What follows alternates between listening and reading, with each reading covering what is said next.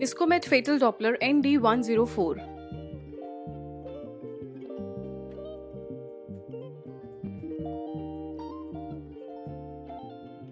सबसे पहले आप बॉक्स को ओपन कीजिए। इसके बॉक्स में आपको निर्देश पुस्तिका,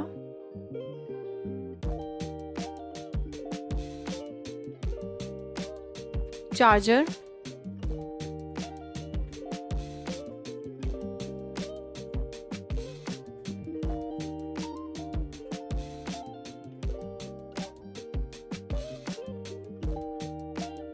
और फेटल डॉपलर दिया गया है।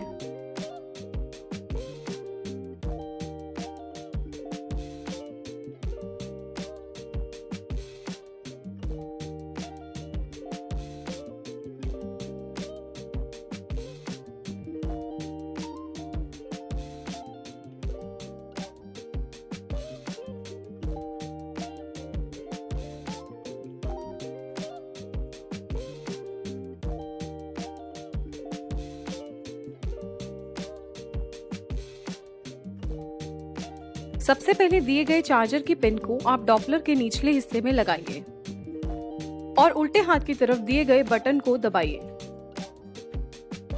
ये उपकरण बच्चे की दिल की धड़कन को सुनाई देने के लिए उपयोग होता है।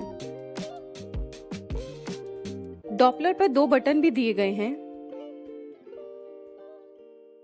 एक बटन की सहायता से आप उसकी आवाज को बढ़ा और दूसरे बटन की सहायता से उसकी आवाज को घटा सकते हैं।